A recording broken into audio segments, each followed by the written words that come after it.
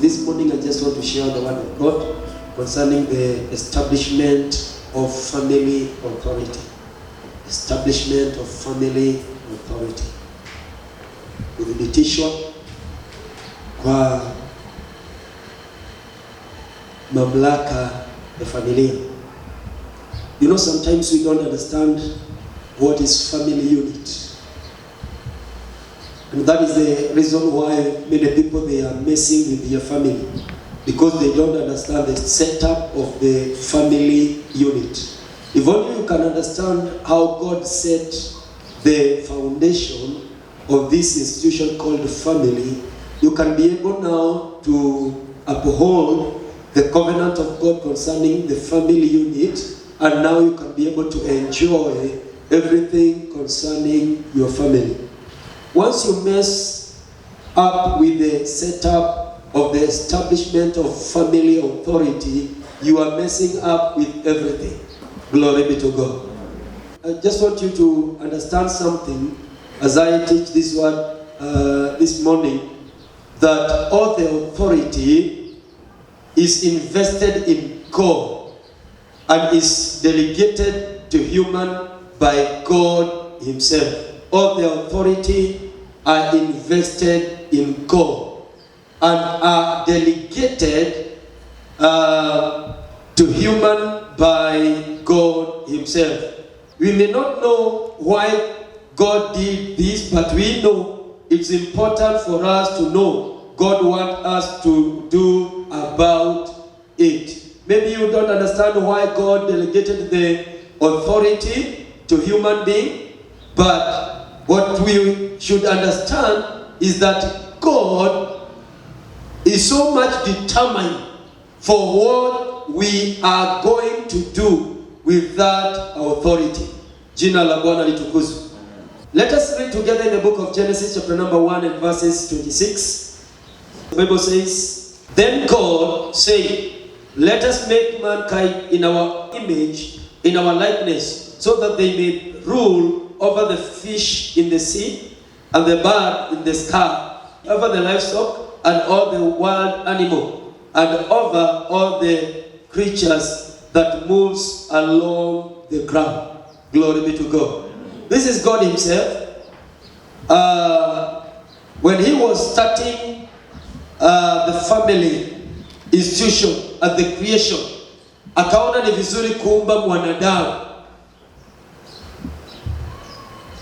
And in this verse number 26, it was the first creation of the mankind.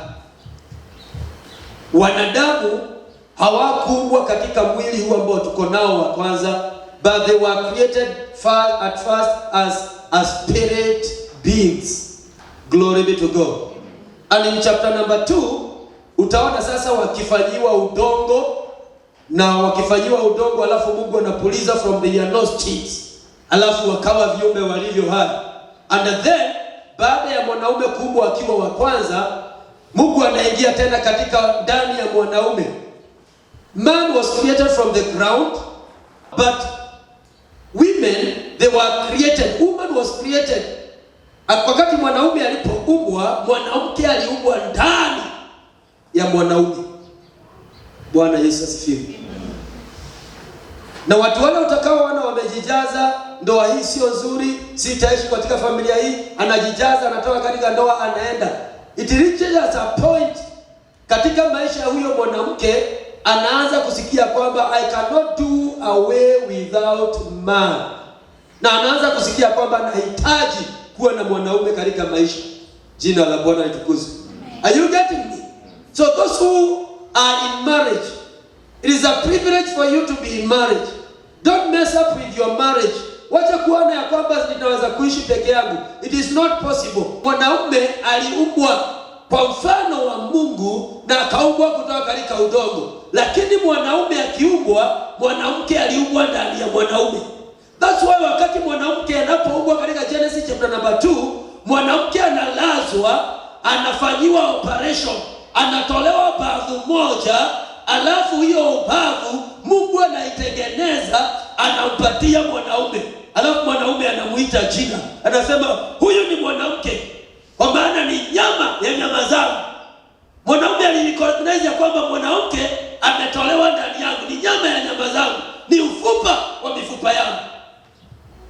Bwana Yesu asifiwe.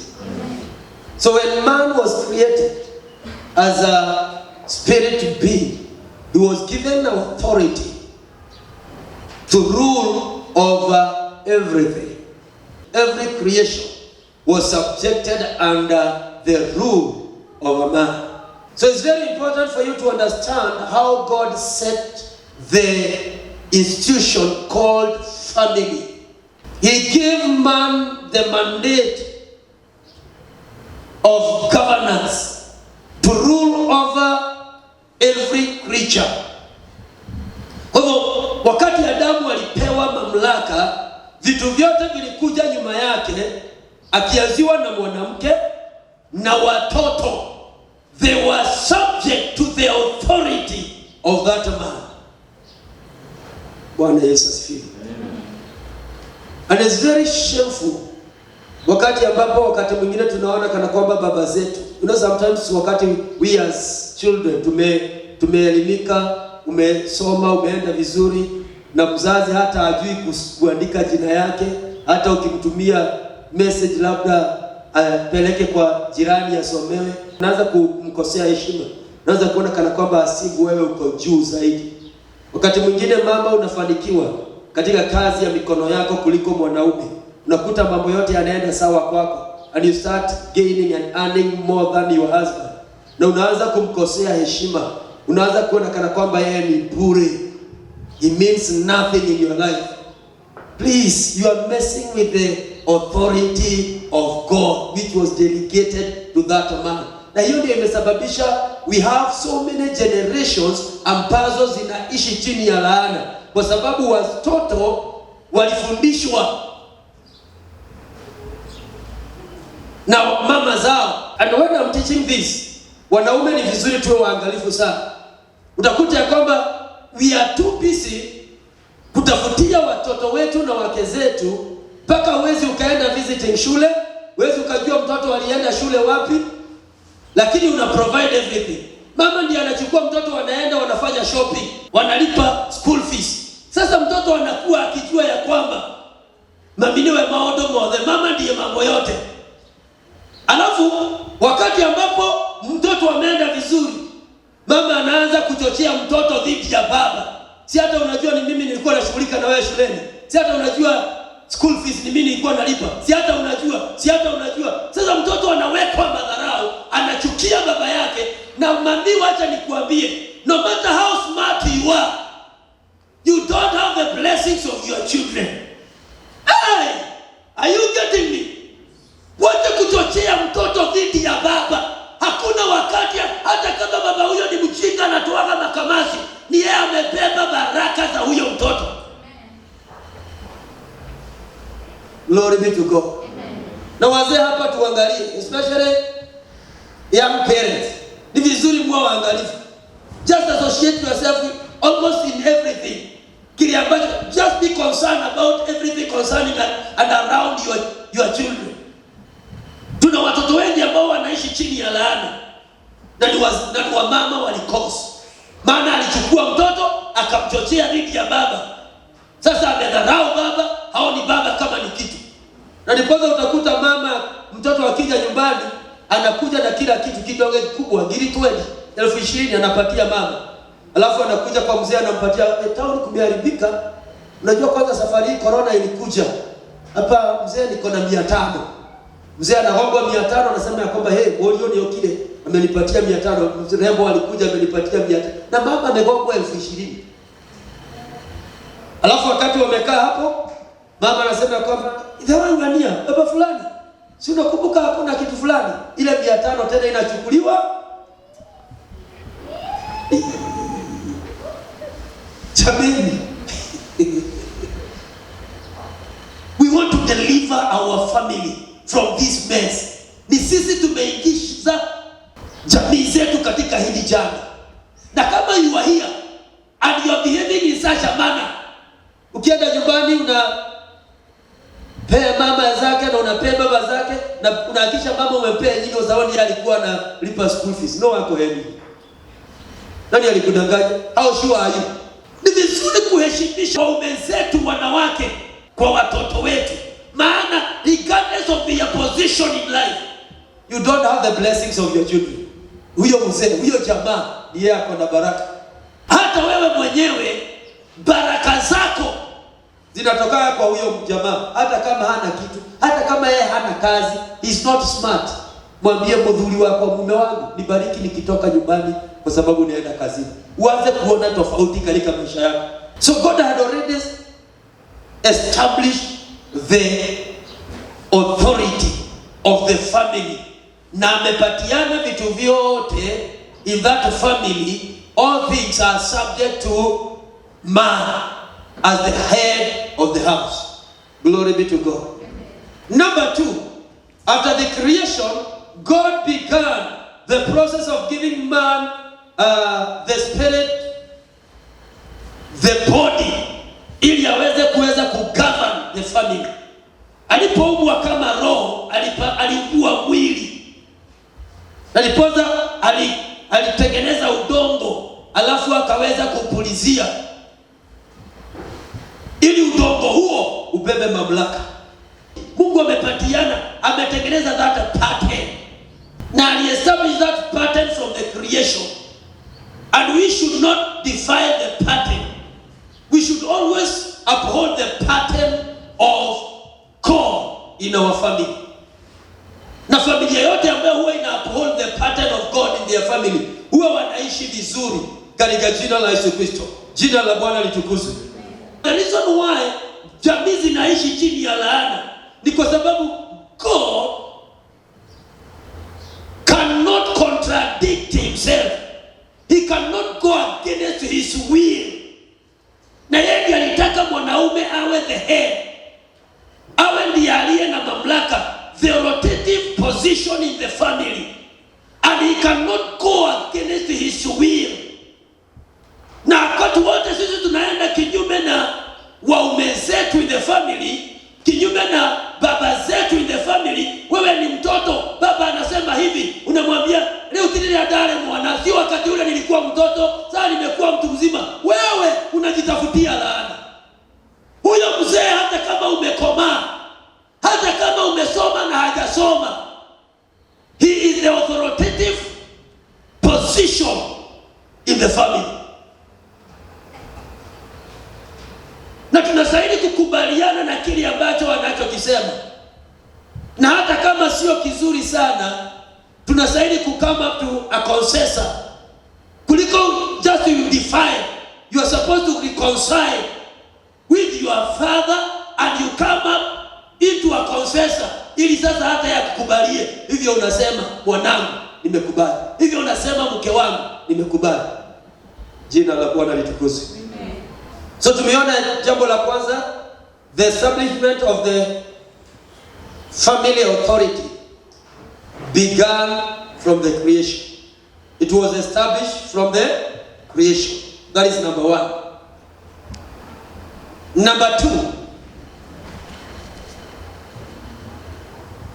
wakati mwanaume alipoumbiwa mwili, when he was given a flesh body, mwili wa nyama, ndani ya mwili wake ndio kuliwekwa mamlaka haya ambayo yanastahili kurule na kugovern the family. Jina la Bwana litukuzwe. And he became the head. So number 3, man is the head of the family. Man is the head of the family, and he should be respected at all time. Headship does not mean bettership. Sasa hapo wanawake wamefurahia kiasi.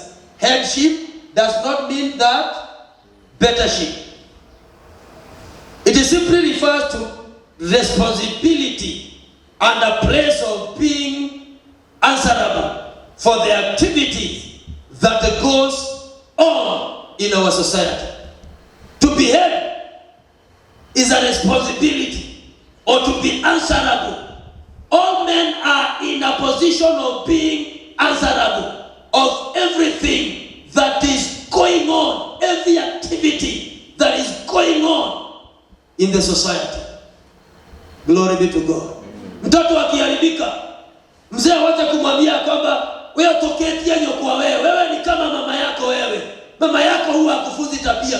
Watoto hawafundishwi tabia na wamama, wanafundishwa tabia na wazee. Tengeneza nafasi.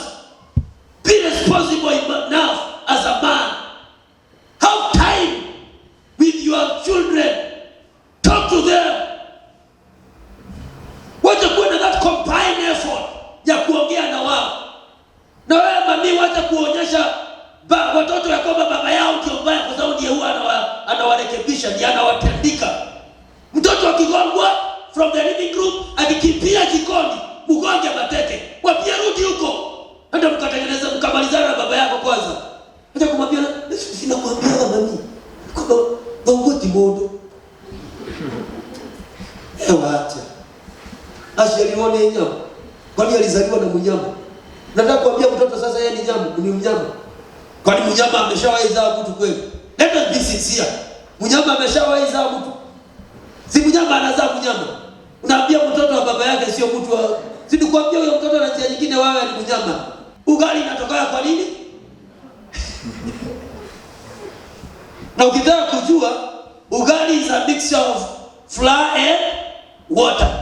Kama baba ni mnyama na mtoto ni mnyama, then hata wewe uko na kaunyama fulani.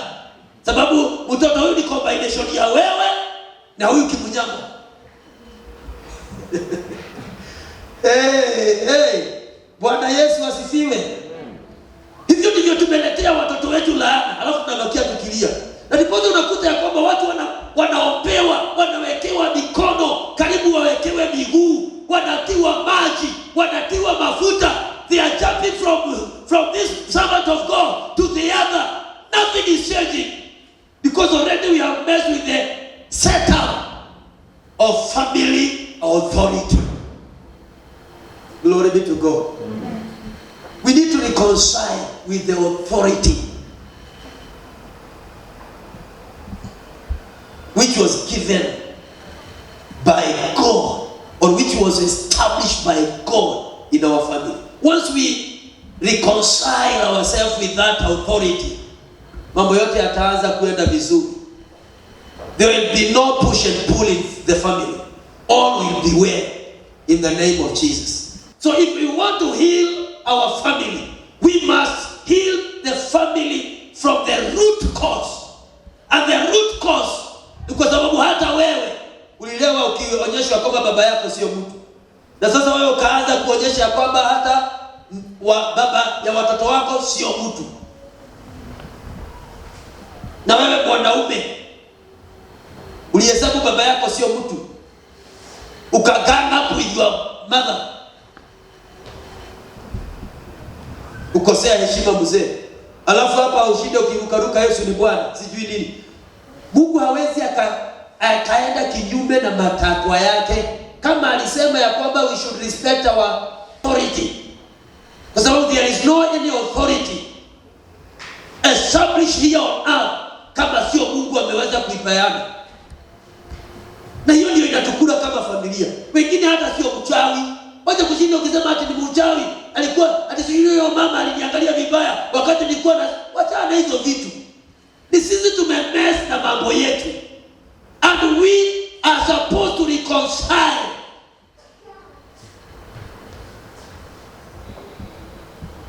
With the establishment of authority of God in our family.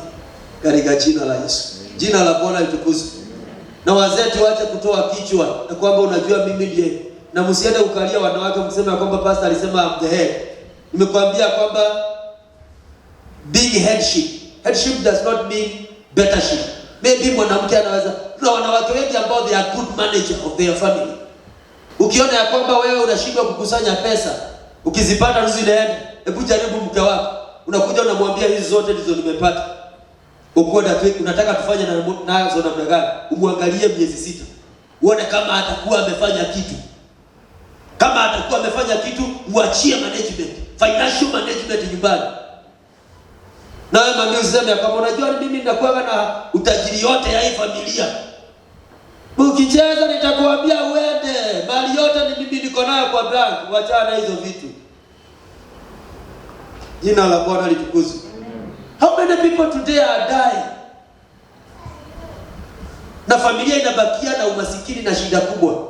Imagine mzee ameweka pattern kwa simu, amekufa, M-Pesa iko na shilingi 90,000, ako na Airtel ya 500 shilling, lakini mama anaandikia watu please call me, awaambie mzee ameenda, baba ameenda, kwa sababu hata pattern ya simu peke yake ni shida. We have so many secrets in our family.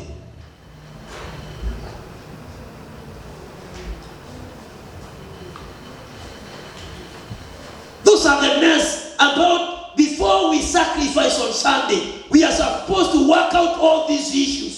Enda uambie mume wako, enda uambie mke wako, this is the pattern of my phone. Kwa hivyo if anything happens, ni vizuri uelewe ya kwamba hii simu yangu inakuwa at all time na airtime. At all time M-Pesa iko saki kitu. Kibaya sana ati mama anaenda kukopa sukari ya kupikia wageni wamekuja kwa sababu nyoradhi ni kamili. Very bad. Ni mpaka lini familia zetu zitakaa vibaya and we don't bother, na tunaona kana kwamba all is well. Ukipatiwa management ya familia ya finances in the family as a woman, take care. It's just a privilege. Are you getting me? Na huwa ninasema ya kwamba we are supposed to be open up to each other, mpaka kiasi kwamba tuna run a single bank account ambayo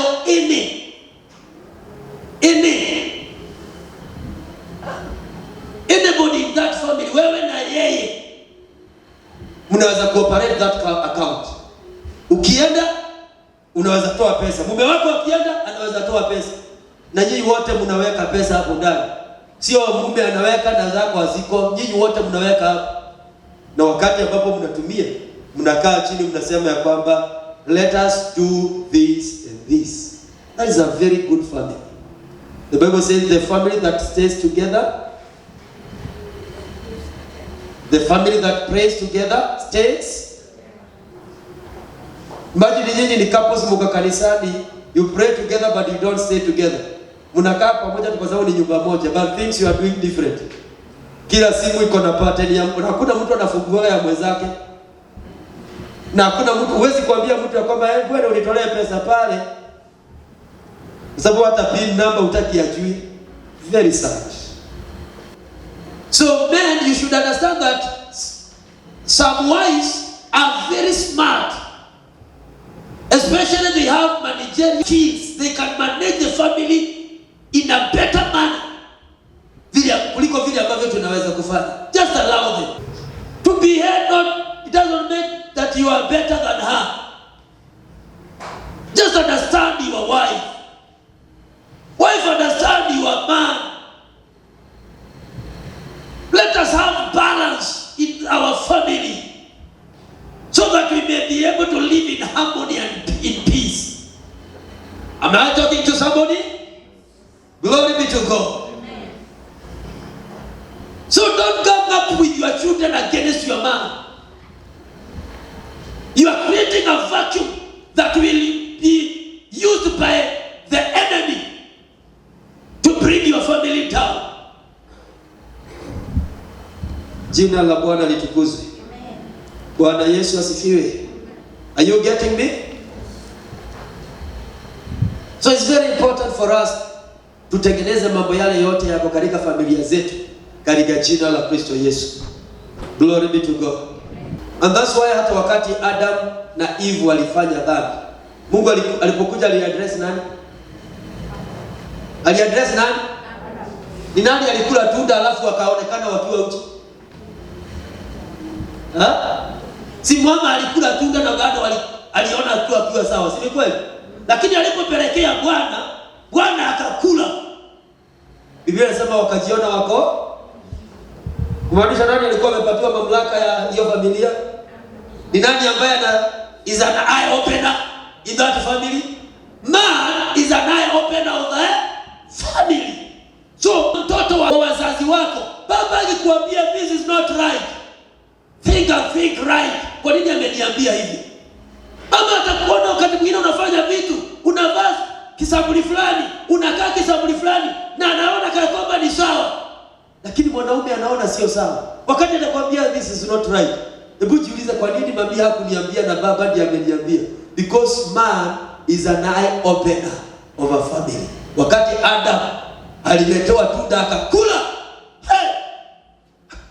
Kauliza, kwa nini unakuwa unakaa namna gani? Haya, kwani nini kinaendelea? Naye mama, kwani sijawahi kuona nini kinaendelea? Wote walijiona wakiwa. But let us read together in the book of Ephesians chapter number 5. Ephesians 5 verse number 22, 23 and 25. Waefeso 5 mstari wa 23, 22, 23, 25. Enyi wake, watiini waume zenu kama kumtii Bwana wetu, kwa maana mume ni kichwa cha mkewe, kama Kristo naye ni kichwa cha kanisa, naye ni mwokozi wa mwili. Lakini kama vile kanisa limtiivyo Kristo, vivyo hivyo wake nao wawatii waume zao katika kila jambo. Enyi waume, wapendeni wake zenu kama Kristo naye alivyolipenda kanisa, akajitoa kwa ajili yake. Thank you so much. Paul, writing to the church of Ephesians, na anajaribu kuambia how the family unit was established. This institution was established by God. Na anawaambia ya kwamba wanawake watiini bwana zenu kama vile Kristo, kama vile kanisa linavyotii Kristo. Nanyi waume, wapendeni wake zenu kama vile Kristo anavyowatii, anavyolipenda kanisa lake. Are you getting me? Kumaanisha ya kwamba these are two opponents or components ambazo they are supposed to edify each other. A man and a wife, they are supposed to complement each other. And the problem is, instead of complementing each other, kile ambacho kimeingia ni mashindano. Who is smarter than the other? Who is wiser than the other? Who is great? Who is richer than the other? That is not in the plan of God. The plan of God was that we are supposed to complement each. Are you getting me? As husband, you have your own weakness. As a wife, you have your own weakness. Na mimi nasema kuja ni fit in your weakness as a strength ili uwe edified. And you're supposed to fit in my weakness as a strength ili tuwe edified. That's why Biblia inasema katika kitabu cha Ecclesiastes chapter number 4 and verses 9, two are better than one. Ecclesiastes Mhubiri 4:9, two are better than one, because when the one fall, ataweza kuinuliwa na huyo mwingine. Are you getting me? Alafu sasa we are living in such a time of wanawake wanasema ya kwamba I can't do without this man, because what a man can do, what a man can do, is it not a lie? Let us be sincere. Is it not a lie? A white lie. What a man can do, you cannot do. Bwana Yesu asifiwe. Unaweza kwenda gym, but what a man can do, you cannot do. And if you don't believe, you don't have the blessings of your children. Hiyo mwanaume ndiye ako nayo. You cannot bless your children unless they are blessed by their father. So don't deceive yourself that what a man can do, you can do better. No. Glory be to God. Are we together? Na Biblia inasema ya kwamba in that chapter 6, ya kwamba wazazi, chapter 6 of Ephesians, ya kwamba wazazi msichokoze watoto. Wazazi msichokoze watoto wenu. Inaanzia chapter 1 inaongea kuhusu watoto watiini wazazi wenu, kwa sababu hii ndio ahadi. Si unakumbuka tukisema hiyo tukiwa kwa Sunday school? ya kwamba watoto watiini wazazi wenu. Hii ndio sheria ambayo iko na ahadi, lakini huwa sisi hatuendi hapo chini ya kwamba nanyi wazazi msichokoze watoto. Wakati ambapo when you come together with your children against your dad, against their daddy, unawachokoza kwa sababu utafanya warithi laana, and they are supposed to be blessed. Glory be to God. I want us to correct before we sacrifice. We correct all the mess around this family institution katika jina la Yesu. Glory be to God. Kama ulienda nyumbani ukapea mama pesa na ukagawia watu wa siku hizo wanasema buda. Buda yako kidogo, jua ulikosea. Kwa sababu by the way, hata budani alikuwa anaitishwa pesa za sukari ukiwa hapo, pesa za mafuta ukiwa wapi?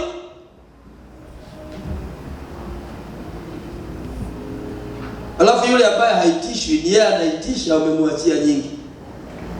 You're not doing right. Jina la Bwana litukuzwe. Bwana Yesu asifiwe. Let me say this. Husband established as the head of the relationship. Any family which follows this order remains blessed.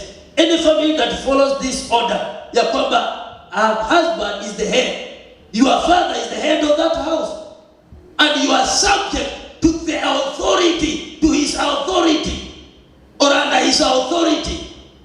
Failure to that, you are giving yourself against the will of God. And remember, no one can fight God and live. You cannot fight God and live. If you don't want to mess up with your life, don't go against the will of God in your life. Try as much as possible to uphold all the rules given by God in family institution. Uphold them. Follow the pattern. Every family that follows this order remains blessed. And remember, God can only command his blessing. According to Psalm 133, verse 1 and 2. In a family that lives together in unity, God commanded his blessings in that family. Lakini kama utaenda kushoto mwingine aende kulia, what do you expect? Things will not work. Jina la Bwana litukuzwe. Bwana Yesu asifiwe. Let me say this to children and also to wives, that it's very important for us to give the headship, that is the man in the house, support. Just pray for him. Give him a full support. Ili anapofanya mambo asifanye kinyume na mapenzi ya Bwana. Katika jina la Yesu Kristo. Jina la Bwana litukuzwe. Bwana Yesu asifiwe. Because when the head of family, when men lack support from their wives, they end up giving up their family. Hamujaona hivyo? Unakuta mzee ameachana na familia na watoto wawili. Ameenda ameshikana na kimama kingine, kimzee kumuliko, kina watoto 6. Na haogopi akiwalea. Watoto hawa watu wawili wanaenda wanakuwa chokora.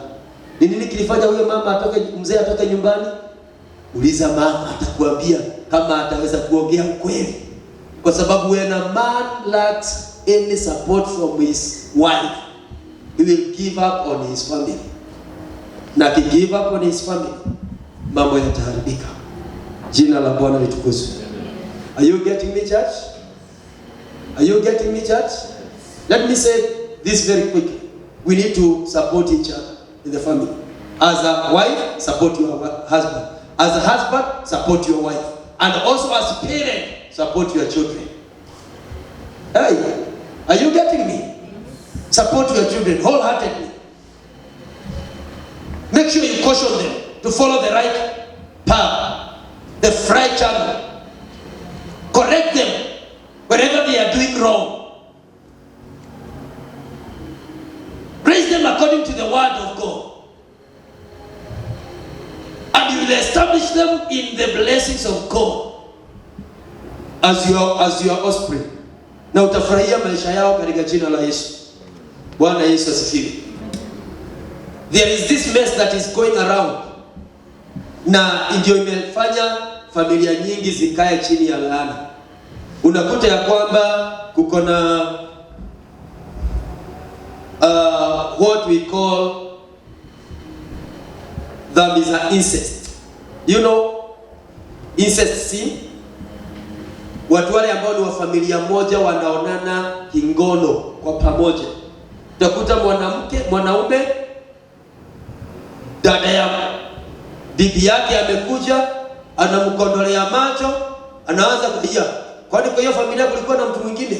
Naye huyu msichana hana na shida na kuharibia dada yake, mambo yanaharibikia hapo katikati. Hata kama huyu dada atarudi kwao, kuna bakia laana. These are some of the things that are going around. It is a mess in the families. Na ndiposa familia nyingi hazina na baraka za Bwana. Jina la Bwana litukuzwe. Are you getting me? People, they don't have problem having sex with their cousins. This is abomination. That's why many families, they are living under a curse. And these are some of the mess we are supposed to correct as we go to God to offer our sacrifices. Katika jina la Yesu. Jina la Bwana litukuzwe. Bwana Yesu asifiwe. So, incest sin huwa inaleta shida in many families. Na familia nyingi zinaletea kwa shida na hii dhambi. Dhambi zingine ambazo huleta shida sana katika familia ni mtu kukuta kwamba analala na mnyama. Very sad. Imagine jikute ya kwamba umezaliwa mahali kuko na incest sin inaongea katika familia hiyo. Unakuwa punished kwa dhambi ambazo hujui. Ni mtu alifanya huko lakini unaumizwa mahali ulipo. Mtu alilala na mnyama huko, unaumia mahali ulipo. Very very bad. Jina la Bwana litukuzwe. Are you getting me, church? So despite of messing with the authority established in the family, also there is sins around the family. Ambazo huwa, when you are entangled by that sin, you cause even the generations to come to be also entangled without their knowledge in the same sin, na wanaishi chini ya laana. Let us correct this sin. And this week prayers, wiki hii katika maombi yetu ya kufunga na kuomba kwa ajili ya familia zetu, Wednesday and Thursday, we are going to deal with this mess. Kama nilishawahi enda nyumbani nikatolea baba pesa nikiwa nimeangalia huku, kwa sababu mama nilikuwa nimemtolea huku, baba ninamtolea huku, ili aone kana kwamba hakuna kitu. We are going to repent for all those things katika jina la Yesu. Hata zile ambazo zilifanywa na hatujui, zile dhambi ambazo zilifanywa na hatujui, katika jina la Yesu. If you have ever dishonor your father, your mother, you need to repent katika jina la Yesu Kristo. Bwana Yesu asifiwe sana. Hallelujah. Because anything goes around comes around. Are you getting me? Na ndizo huwa zinaleta laana. Na nimechukua muda huu kuwafundisha, na ninafundisha mambo haya ili so that we may be able to correct all the mess around our family, ili tukienda mbele za Bwana tuweze kukubalika katika jina la Yesu. Kwa nini huwa tunatoa dhabihu mbele za Bwana? Kwa sababu kuna mambo ambayo sio mazuri huwa yamefanyika katika familia. Ndiposa huwa tunaenda, na mtu ambaye huwa anaenda na njia inayofaa huanza kuona tofauti katika maisha yake. Jina la Bwana litukuzwe. Lakini when you just ignore ya kwamba all is well, utajikuta katika mashaka makubwa. It is my prayer that God will cause us to understand that we need